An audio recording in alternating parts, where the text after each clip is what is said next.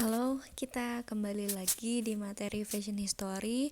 Untuk kali ini kita akan melanjutkan di dua dekade selanjutnya, yaitu 1940-an dan 1950-an.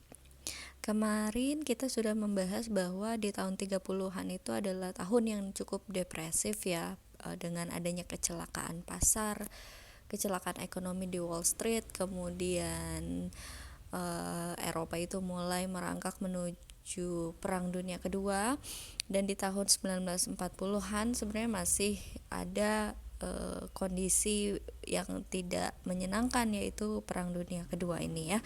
Tapi walaupun begitu, sebenarnya seperti yang sudah saya katakan sebelumnya, bahwa fashion itu sesuatu yang liquid yang akan selalu mengikuti perkembangan kehidupan manusia itu sendiri. Jadi apapun keadaannya, baik itu euforia, baik itu kesenangan, baik itu perkembangan, baik itu keterpurukan atau suatu kehancuran gitu. Sebenarnya pakaian manusia atau fashion pada akhirnya akan selalu mengikuti hal tersebut gitu. Dan di tahun 40-an pengaruh terbesar fashion itu adalah tentu ya jelas Perang Dunia Kedua. Tapi dampak yang terjadi atau hasil yang terjadi pada fashion di Perang Dunia Kedua itu berbeda dengan Perang Dunia Pertama. Pengaruh utama busana pria dan wanita di tahun 40-an adalah perang. Dampak perang tidak hanya mempengaruhi fashion di tahun 40-an, tapi juga akan mengatur mode yang pada saat itu pada jalur yang berbeda dari yang sudah ada sebelumnya. Jadi benar-benar membawa fashion ke arah yang berbeda.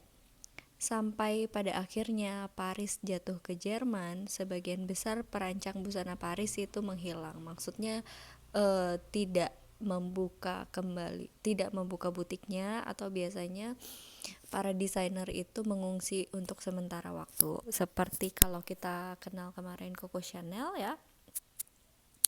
Di tahun 20-an itu Coco Chanel adalah desainer yang sangat berpengaruh sekali, rumah modenya sangat besar gitu ya. Tapi di tahun 30-an akhirnya Coco Chanel memilih untuk menutup seluruh butiknya, seluruh rumah modenya, dan mengalihkannya menjadi rumah sakit darurat gitu ya, untuk merawat korban-korban dari Perang Dunia Kedua. Dan banyak sekali desainer yang pada akhirnya melakukan hal yang sama. Kemudian desainernya sendiri juga pindah ke tempat yang lebih aman. Tanpa Paris, akhirnya Amerika dipaksa untuk menjadi lebih inovatif dalam menciptakan mode sendiri. Dan pada akhirnya Amerika naik sebagai pusat fashion yang punya pengaruh kuat di seluruh dunia. Jadi kalau selama ini berubah-ubah gitu ya, antara di London, di Paris, di London, di Paris, sekarang Amerika juga akhirnya seperti tahun 20-an punya pengaruh yang cukup besar. Busana wanita di tahun 40-an itu sangat-sangat diatur ya, untuk membantu upaya perang Amerika. Barang manufaktur atau barang pabrikan itu semuanya dialihkan pada hal yang berbau dengan perang gitu ya. Jadi semua pabrik-pabrik yang ada di Eropa itu dialihfungsikan untuk membuat apapun yang berhubungan dengan perang gitu. Jadi memang perang itu menjadi fokus utama kehidupan pada tahun 40-an. Dewan Produksi Perang mulai sangat membatasi penggunaan bahan baku tekstil dan produk non-perang. Jadi produk-produk di luar produk yang dikhususkan untuk perang itu dibatasi. Kemudian tekstil pun, kebanyakan pabrik tekstil itu dialihfungsikan menjadi pabrik senjata. Dan karena produksi tekstilnya akhirnya jadi sedikit, dan kalaupun ada itu juga tetap difokuskan untuk perang juga. Pada akhirnya pakaian di tahun 40-an itu sangat-sangat dibatasi. Pembatasan pada kain yang dapat digunakan dalam pakaian itu kental sekali di tahun 40-an. Jadi orang tuh membeli kain tuh susah untuk kehidupan sehari-hari. Kemudian adanya aturan bagaimana rancangan yang harus digunakan. Di sini diatur oleh pemerintah gitu ya di beberapa negara bahwa pakaian itu harus sesuai dengan kaidah-kaidah atau aturan-aturan yang diberikan. Selama para pria pergi ke luar negeri untuk berperang, seperti di tahun-tahun sebelumnya, wanita kembali masuk angkatan kerja dan mengambil alih pekerjaan untuk menghidupi keluarganya mereka. Dan kalau wanita sudah fokus kembali bekerja, sebenarnya balik lagi pada poin kenyamanan ya dalam melakukan aktivitas yang banyak. Jadi secara garis besar, inti dari pakaian tahun 40-an adalah kesederhanaan dan juga kenyamanan. Kita lihat di sini. Ini adalah sebenarnya lanjutan dari gaya konservatif yang kemarin sudah dibahas ya. Kemudian Elsa Schiaparelli, desainer 30-an kemarin sempat ada fokus on the shoulder, sebenarnya masih dipakai di tahun 40-an dengan kita lihat adanya bahu yang cukup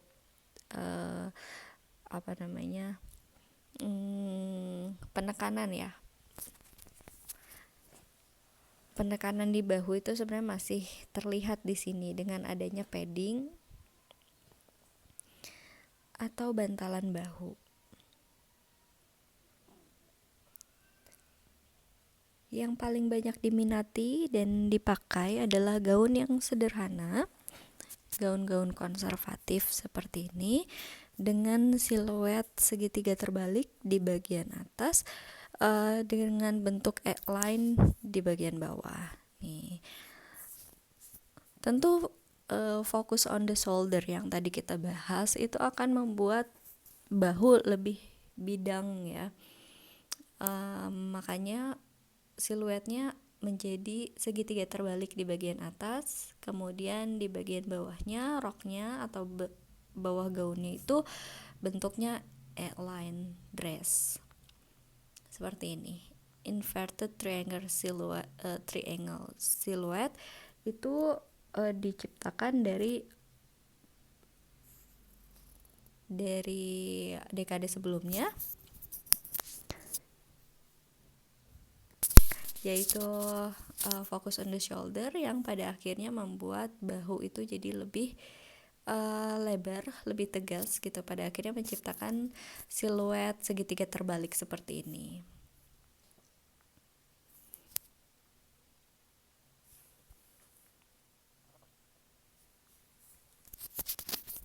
Begitu ya. Ini contoh-contohnya.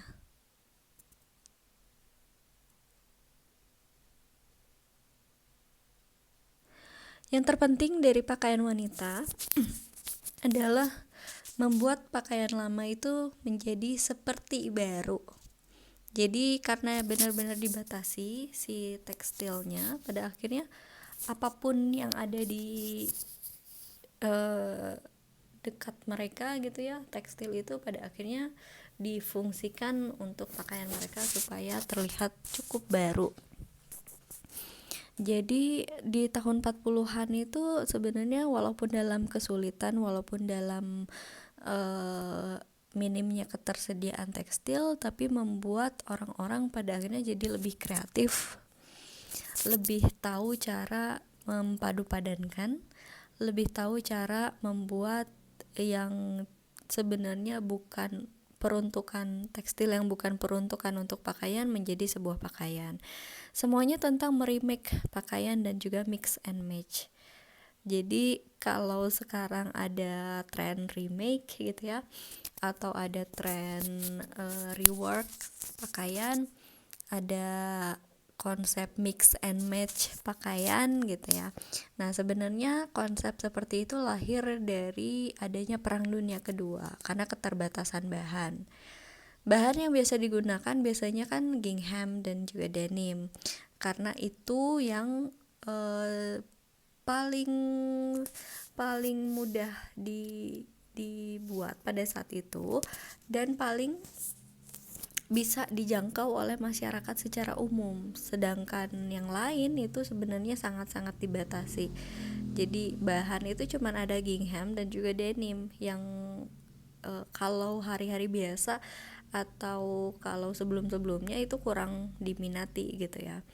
Selebihnya terutama sutra dan nilon itu sangat-sangat dibatasin. Kalaupun ada, biasanya diperuntukkan untuk hal-hal yang berbau peperangan gitu ya. Kalau sutra mungkin dibatasi dulu, tapi kalau nilon itu biasanya fokusnya pada peperangan. Kemudian wool itu masih diproduksi, tapi fokusnya untuk orang-orang yang berperang, seperti untuk para prajurit, apakah untuk tendanya atau untuk mantelnya mereka dan seterusnya. Jadi fokus utama tekstil pada tahun 40-an memang utamanya untuk yang berperang dahulu.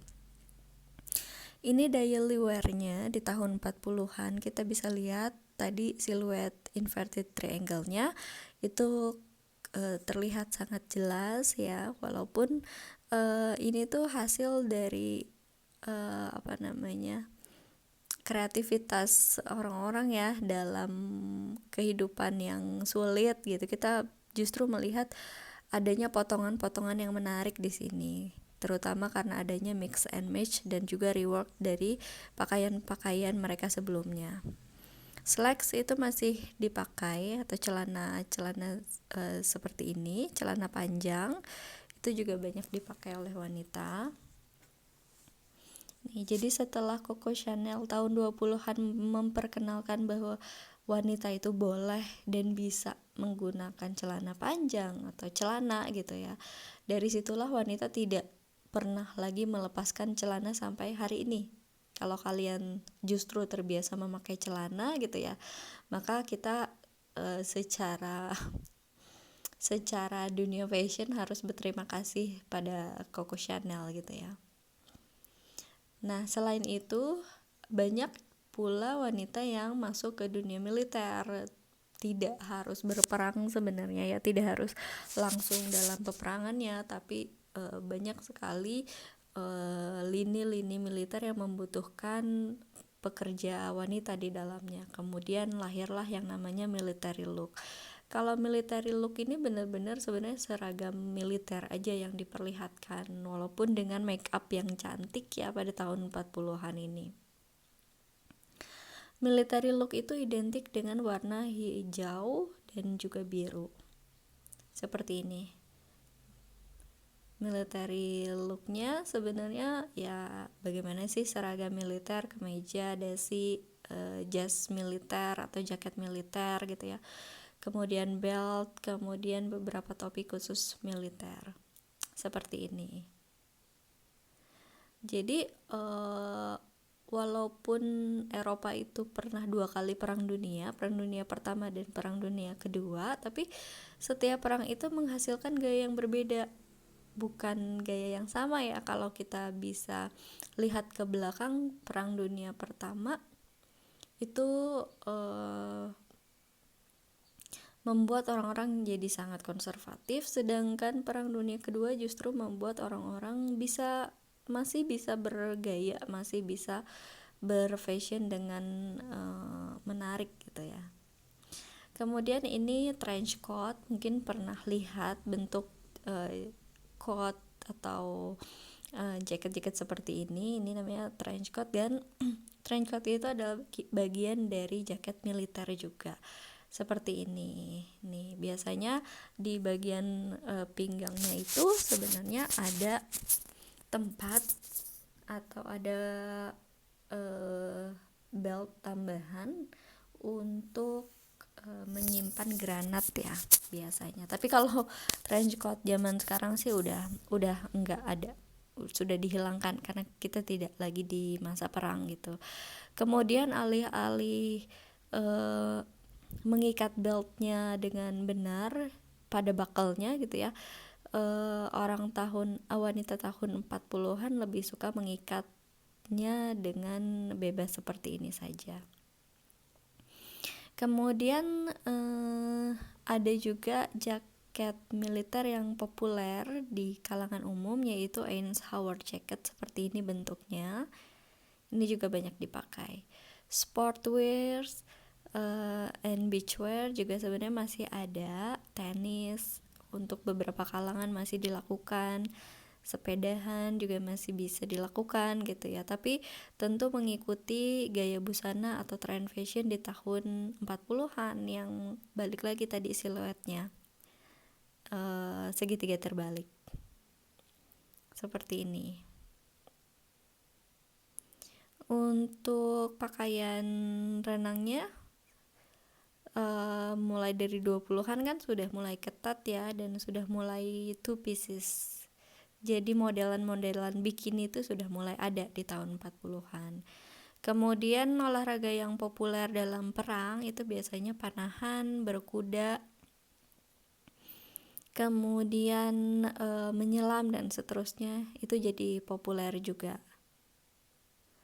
Sedangkan pakaian pria di tahun 40-an, sepanjang dekade 40-an sebenarnya pakaian laki-laki itu didominasi oleh pakaian militer ya, karena kan sebagian besar laki-laki itu masuk atau diwajibkan untuk militer, baik itu yang jabatan tingginya atau para soldiernya, itu juga semuanya sebenarnya fokus pada pakaian-pakaian militer yang sebenarnya terbatas gitu ya, seperti ini.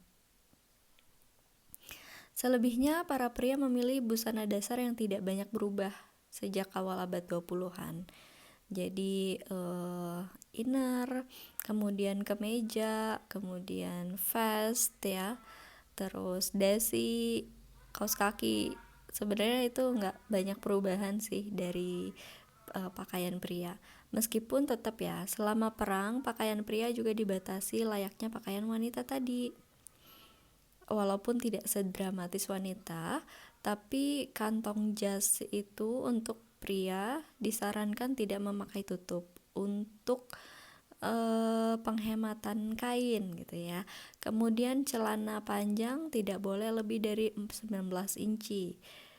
Dan setelan pakaian itu biasanya dijual pada akhirnya tanpa rompi. Jadi beberapa saku akhirnya dihilangkan, biasanya kan sakunya ada cukup banyak pada satu blazer atau pada satu jas. Kemudian biasanya ada lapisan vest gitu ya atau rompi. Nah, untuk menghemat penggunaan tekstil, beberapanya dihilangkan dan ada beberapa aturan yang harus diikuti gitu. Nih, seperti ini. Walaupun vest tetap ada untuk musim dingin gitu ya, tapi lebih pada vest rajut. Kemudian yang jadi sangat ikonik tahun 40-an itu adalah bomber jacket. Bomber jacket ini adalah seragam militer, seragam angkatan udara, terutama angkatan udara Amerika, yang kemudian nanti akan jadi item fashion yang bisa digunakan sehari-hari. Seperti ini. Eisenhower jacket juga masih ada baik di pakaian wanita tadi maupun di pakaian pria. Kemudian yang menarik di tahun 40-an dan juga cantik menurut saya adalah gaya rambutnya dan aksesorisnya. Perempuan biasanya menata rambut panjang mereka meskipun mereka bekerja gitu ya. Biasanya mereka tetap mempertahankan rambut panjangnya mereka. Jadi tidak seperti tahun 20-an di mana sebelumnya itu kan wanita-wanita memang bekerja juga ya gara-gara Perang Dunia Pertama, tapi mereka lebih memilih untuk memotong rambut mereka sehingga model bob itu jadi sangat populer sekali. Tapi kalau tahun 40-an mereka tidak cenderung tidak memotong rambut panjangnya mereka gitu ya, walaupun beberapa ada yang terpaksa untuk memotong pendek rambutnya, tapi pada akhirnya mereka lebih suka merol rambutnya, menggulung rambutnya ke atas supaya tidak mengganggu mereka dalam bekerja. Nah, akhirnya ini menjadi satu gaya yang khas di tahun 40-an yang disebut dengan page boy, barrel roll atau victory roll. Ini tuh sebenarnya dari teknik penggulungan atau menggulung rambut gitu ya. Kemudian rambut juga sering dijaring. Ada kain jaring di belakang untuk membuat rambut itu akhirnya tidak kemana-mana, tidak berantakan saat mereka bekerja gitu. Biasanya jaring rambut ini nanti kita lihat ya detailnya. Ini disematkan di kepala, disisipkan di belakang telinga, kemudian dipelintir-pelintir gitu cara pakainya nanti.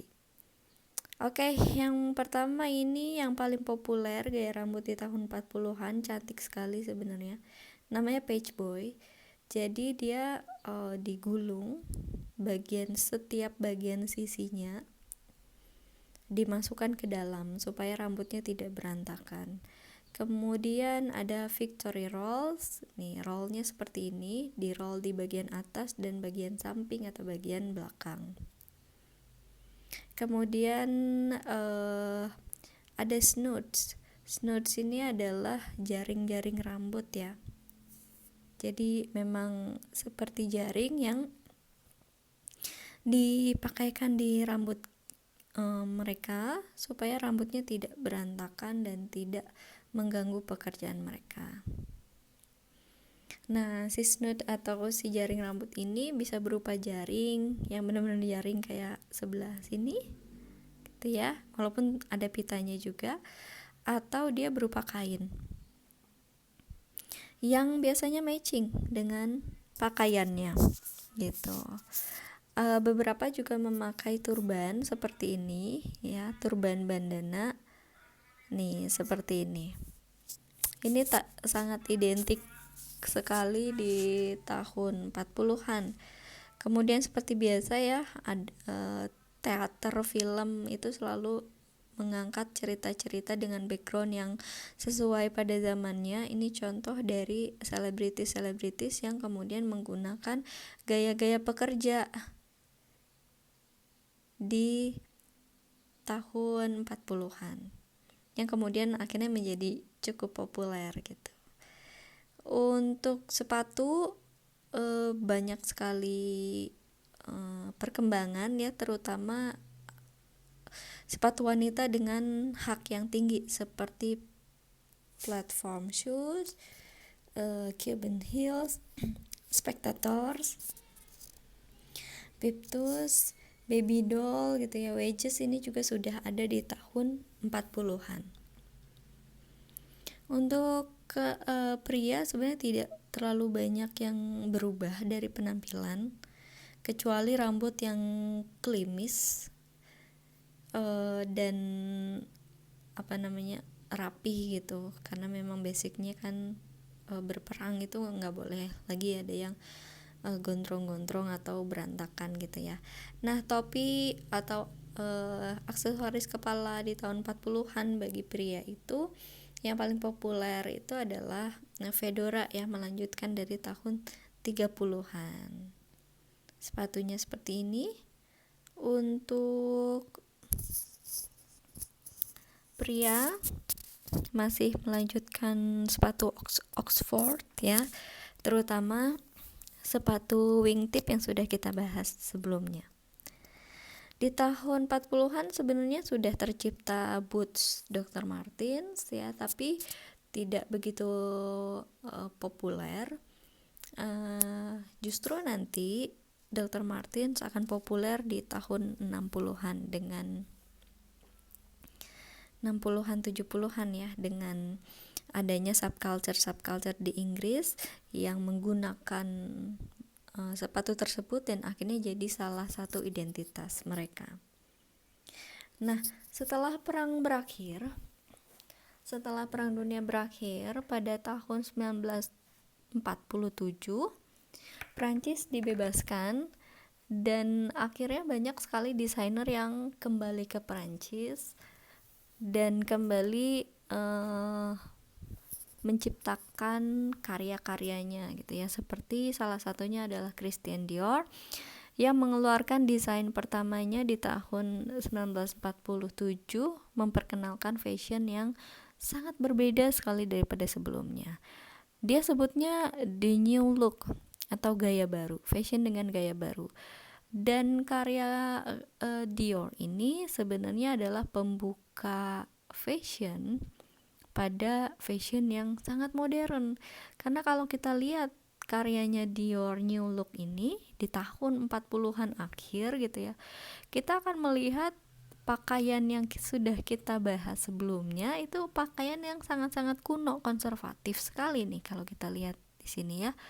Sangat-sangat kuno, sedangkan di saat yang sama Christian Dior menciptakan pakaian yang sangat modern, sangat elegan, sangat cantik sekali. Ini karya-karyanya Christian Dior. Kalaupun kita bandingkan dengan zaman sekarang nih, tahun 2023, ini pun masih kelihatan sangat modern, padahal ini diciptakan tahun 40-an akhir ya. Jadi makanya kenapa karyanya ini sangat berpengaruh pada dunia fashion, karena karyanya Dior itu membuka gerbang pada gaya fashion yang sangat-sangat beyond gitu, pada masanya, sangat-sangat modern, potongan-potongannya, image yang ditampilkan dan seterusnya ya. Dan itu berlanjut ke tahun 1950-an. Selama Perang Dunia Kedua dan di tahun 40-an, pakaian itu sangat dipengaruhi oleh peperangan. Jumlah kain, benang, jarum itu sangat terbatas, sehingga tampilan yang paling populer adalah pakaian yang sederhana. Setelah Perang Dunia Kedua berakhir, ketersediaan bahan itu kembali meningkat. Berbagai jenis kain itu kembali hadir di pasaran, terutama di Amerika. Gaun perempuan khususnya itu benar-benar meledak dengan kain yang berlebihan, karena kain itu jadi banyak banget, kemudian dibuka oleh desainer-desainer yang melihat kebaruan seperti Christian Dior tadi gitu ya. Akhirnya euforia setelah perang itu hadir kembali. Terlihat dari bagaimana sebuah pakaian itu diciptakan atau dibuat dengan kain yang berlebihan, menggunakan kain yang banyak, karena seperti balas dendam di dekade sebelumnya ya, bahwa kain itu terbatas, harus mix and match, harus menggunakan kain yang ada aja. Tapi sekarang saat tekstil sudah kembali hadir dengan banyaknya gitu, pada akhirnya gaun-gaunnya cukup berlebihan, memamerkan potongan yang rumit gitu, yang menggunakan banyak bahan, banyak lipatan, semakin banyak lipatan semakin banyak pleats dan seterusnya. Itu kan membutuhkan kain yang banyak ya. Sebenarnya itu adalah respon dari euforia orang-orang dalam ketersediaan tekstil yang banyak. Rok puffy, kerah yang luar biasa lebar gitu ya, semua terbuat dari banyak sekali jenis pakaian, jenis kain seperti taffeta, nilon, rayon, wool, kulit, bahan-bahan terbaik seperti sutra, kemudian beludru, semuanya ada kembali ke pasaran. Kemudian warna-warna yang bervariasi, yang cemerlang itu akhirnya kembali lagi. Jadi tahun 50-an itu adalah tahun euforia kembali setelah perang ya. Kemudian orang-orang yang selesai perang itu kan kembali ke rumah ya. Para laki-laki, para pria itu kan kembali ke rumah, kemudian berkumpul dengan keluarganya. Dan setelah perang selesai itu kayak kehidupan itu jadi lebih melegakan, menenangkan, apalagi sih yang dilakukan oleh sebuah keluarga gitu ya, kalau misalnya kehidupannya sudah tenang kembali. Nah, pada akhirnya dengan berakhirnya perang, pria kembali ke rumah, kehidupan sudah enak gitu ya. Pada akhirnya Yang menarik justru banyak sekali setelah perang itu wanita yang hamil gitu. Dan di tahun 50-an pada akhirnya itu menyebabkan satu kondisi sosial yang disebut sebagai the baby boom, di mana angka kelahiran itu meningkat pesat jauh lebih banyak daripada sebelumnya. Dimulai di tahun 1945 setelah berakhirnya perang ya, sampai 1960-an itu adalah masa di mana baby boom itu mencapai puncaknya, di mana banyak sekali kelahiran yang gimana ya ngejelasinnya. Jadi memang si angka kelahiran tuh meningkat karena orang-orangnya tuh kayak seneng aja gitu bikin anak gitu. Karena pengaruh euforia juga gitu ya. Nah, angka kelahiran yang meningkat ini sebenarnya pada akhirnya sangat berpengaruh terhadap kehidupan di dekade selanjutnya, karena ini akan mempengaruhi jumlah remaja pada tahun 60-an 70-an yang kemudian akan merubah peran di masyarakat, yang biasanya yang mempengaruhi kehidupan itu adalah orang dewasa. Anak-anak remaja ikut-ikut aja gitu ya. Tapi setelah adanya baby boom di tahun 60-an, di tahun 70-an nanti si bayi-bayinya sudah menuju remaja, menuju dewasa awal gitu ya.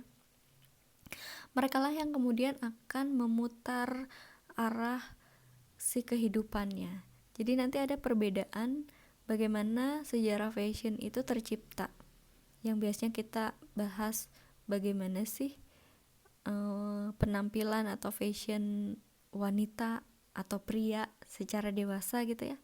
Tapi setelah tahun 50-an yang kita bahas itu adalah bagaimana remaja membuat subculture, remaja membuat perubahan-perubahan besar yang berpengaruh terhadap dunia fashion. Justru nanti kita tidak akan lagi membahas bagaimana wanita dewasa atau pria dewasa dalam berpakaian, tidak, tapi bagaimana remaja dalam berpakaian. Itu dipengaruhi oleh baby boom tentu ya. Dua kekuatan pendorong utama di balik konsumerisme di tahun 50-an adalah ibu rumah tangga dan baby boom ini. Ibu rumah tangga juga jadi poin penting dalam penggerakan konsumerisme atau perbelanjaan ya di tahun 50-an.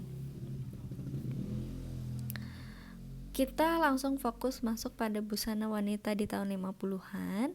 Selama tahun 50-an, gaya yang digunakan untuk standar umum masih berdasarkan new look yang sudah kita bahas sebelumnya untuk wanita dewasanya.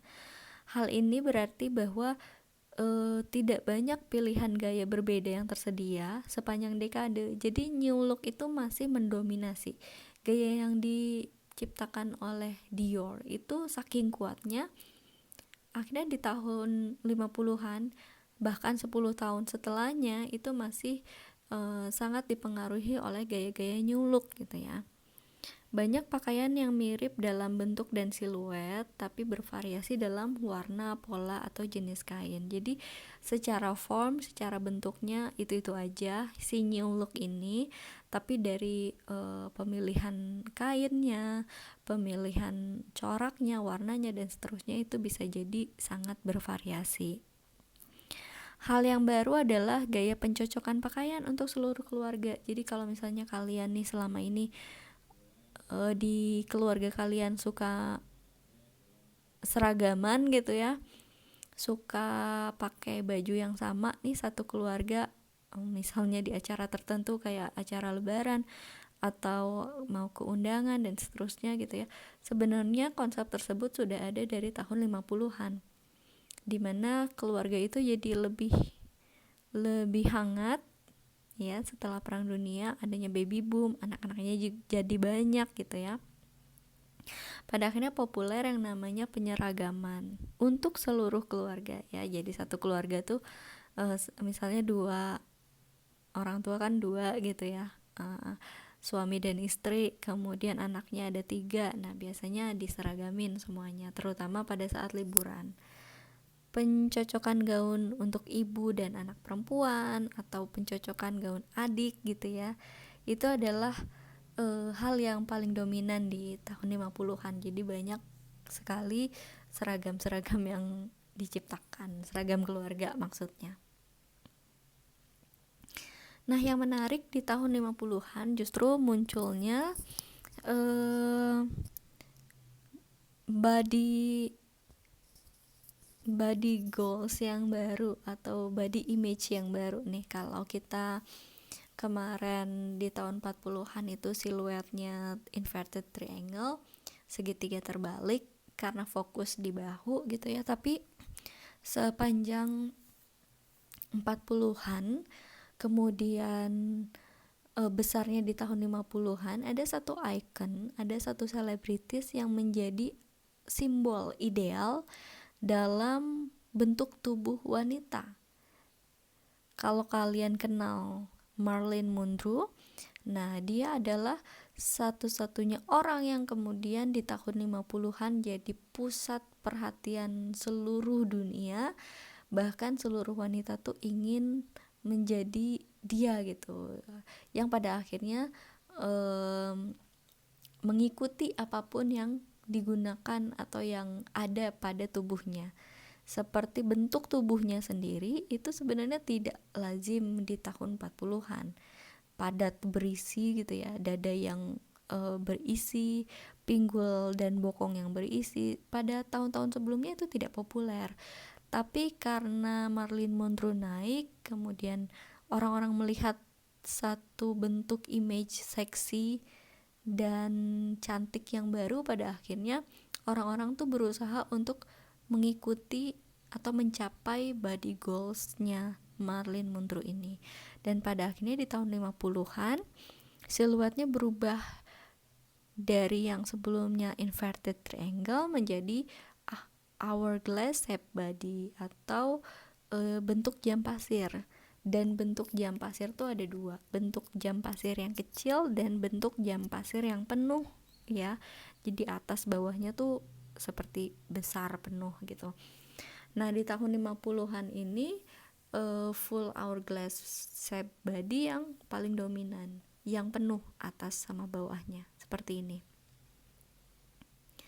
Jadi bagian dada, bagian torso atasnya besar, kemudian mengecil di bagian pinggang, kemudian membesar kembali, penuh kembali di bagian pinggul dan juga bokongnya. Nah, untuk mendapatkan body goals ini sebenarnya banyak teknologi yang mendukung wanita-wanita untuk mencapai bentuk tubuh tersebut, walaupun sebenarnya bentuk aslinya tidak seperti itu. Contohnya adalah dengan inovasi bra pada saat itu, inovasi bra yang bisa ditiup, di mana bagian dadanya pada akhirnya bisa menciptakan dada yang lebih besar atau dada yang penuh gitu ya.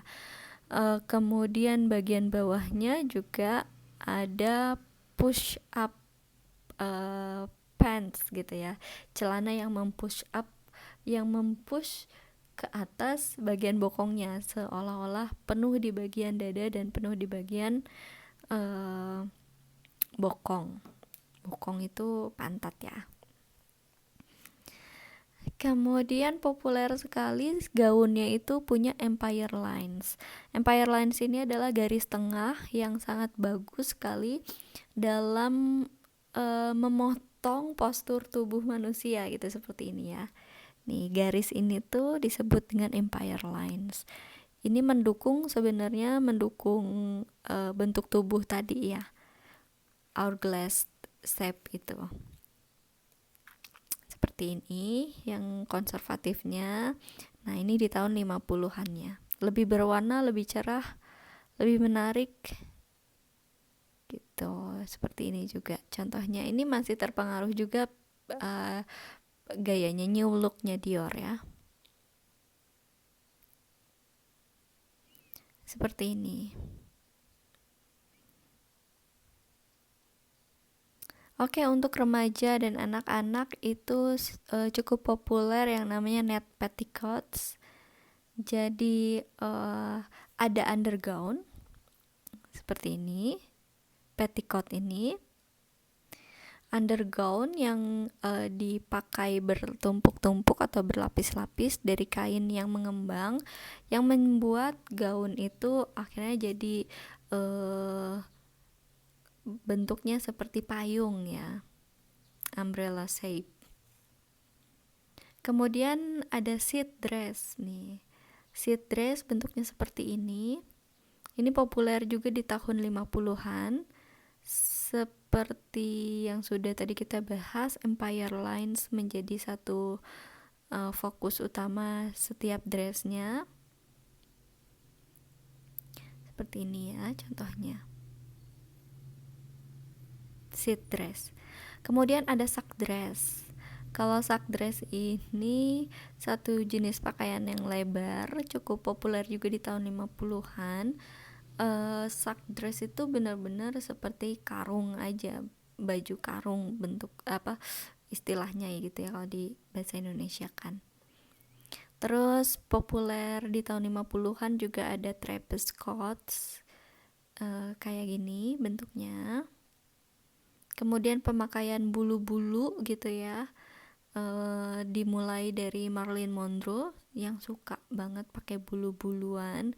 Nah itu pada akhirnya jadi populer juga, stylenya fur stalls. Nah kalau kita lihat di sini bentuk tubuh jam pasir penuh itu membuat sebenarnya image wanita itu menjadi sangat seksi ya. Nah, untuk mengeluarkan image seksinya, biasanya selain menggunakan gaun-gaun, mereka juga suka, wanitanya gitu ya, suka menggunakan pakaian-pakaian yang ketat. Salah satunya adalah rok yang sangat ketat, yang kemudian kita sebut sebagai pencil skirt.